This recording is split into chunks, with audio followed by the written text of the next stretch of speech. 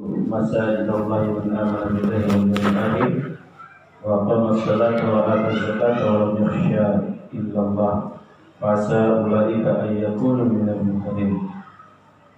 Yang artinya hanyalah orang yang memakmurkan masjid-masjid Allah ialah orang-orang yang beriman kepada Allah dan hari kemudian.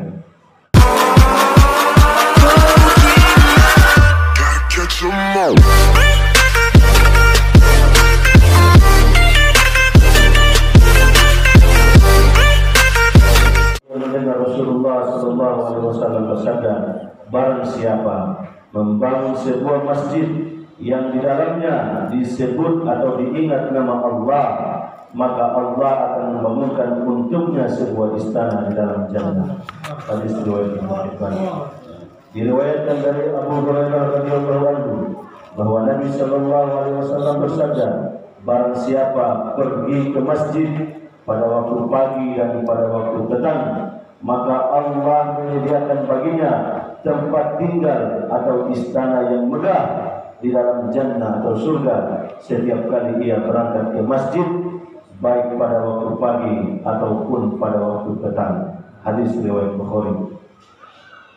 Diriwayatkan dari Abu Umamah radhiyallahu anhu bahwa Rasulullah sallallahu alaihi wasallam bersabda, pergi ke masjid pada waktu pagi dan pada waktu petang adalah termasuk jihad di jalan Allah. Hadis riwayat Tabarani. Diriwayatkan dari Abdullah bin Amr bin As radhiyallahu anhu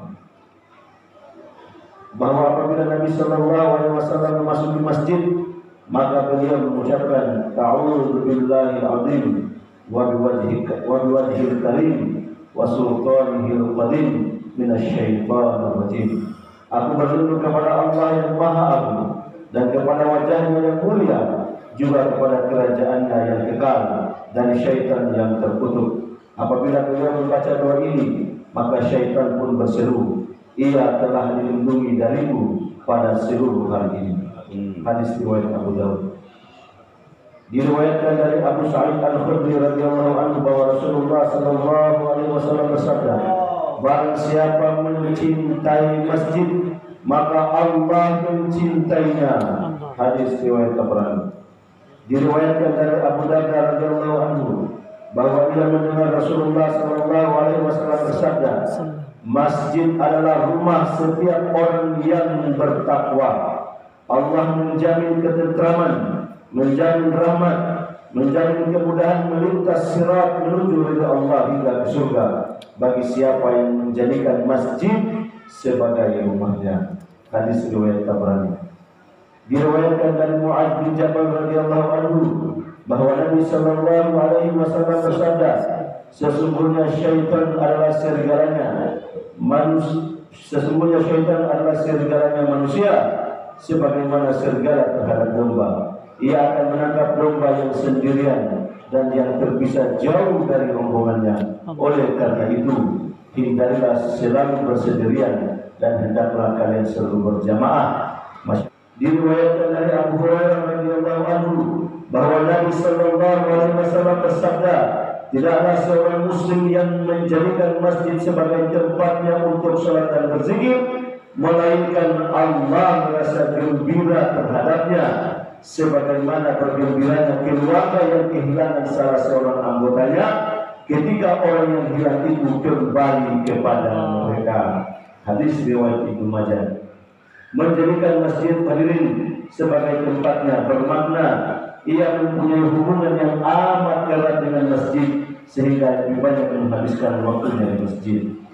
Diriwayatkan dari Abu Hurairah radhiyallahu anhu dari Nabi sallallahu alaihi wasallam, tidak ada seorang lelaki pun yang menjadikan masjid tempatnya lalu sewaktu-waktu dia disibukkan oleh suatu urusan atau sakit sehingga tidak bisa datang ke masjid, kemudian sesudah itu ia kembali hadir lagi di masjid sebagaimana sebelumnya, melainkan Allah merasa bergembira terhadapnya sebagaimana bergembiranya keluarga yang kehilangan salah satu anggotanya ketika yang hilang itu kembali kepada mereka. Hadis riwayat Ibnu Khuzaimah dalam Sahih. Diriwayatkan dari Abu Hurairah Nabi Shallallahu Alaihi Wasallam bersabda, sesungguhnya masjid-masjid itu mempunyai pasak-pasak, yaitu pasak-pasak tiang-tiang, yaitu orang-orang yang sangat mencintai masjid dan banyak menghabiskan waktunya dalam masjid. Malaikat menjadi sahabat mereka jika mereka tidak hadir, malaikat mencari mereka. Jika mereka sakit, malaikat menjenguk mereka. Dan jika mereka mempunyai suatu keperluan, maka malaikat akan menolong mereka.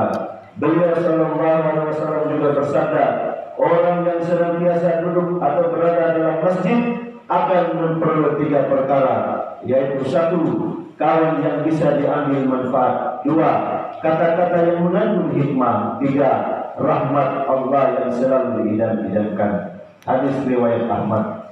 Sesungguhnya masjid-masjid itu mempunyai pasak-pasak, yaitu orang-orang yang sangat mencintai masjid dan lebih banyak menghabiskan waktunya dalam masjid untuk beribadah. Mereka tetap istiqomah melakukan hal itu sebagaimana tetap tegaknya pasak atau tiang yang tertancap di tanah. Bagi orang-orang seperti ini akan memperoleh 3 keuntungan sebagaimana disebutkan tadi. Masyaallah muslimin, diriwayatkan dari Aisyah radhiyallahu anha bahwa Rasulullah sallallahu alaihi wasallam memerintahkan agar membangun masjid-masjid di kampung-kampung atau mahala-mahala, dan memerintahkan agar masjid-masjid dibersihkan dan diberi harum-haruman. Hadis riwayat Abu Dawud. Yang terakhir diriwayatkan dari Anas radhiyallahu anhu, ia menceritakan ada seorang wanita yang suka memunguti kotoran atau sampah dari masjid. Tak lama kemudian wanita itu meninggal, sedangkan Nabi Sallallahu Alaihi Wasallam tidak memberitahu saat penguburannya. Maka Nabi Sallallahu Alaihi Wasallam bersabda, apabila seseorang di antara kalian meninggal dunia, hendaklah kalian memberitahu aku. Ketika itu beliau menyolati jenazah wanita itu, kemudian bersabda, sesungguhnya aku melihat wanita itu berada dalam surga karena dia telah memunguti atau mengambil kotoran atau sampah dari masjid. Hadis riwayat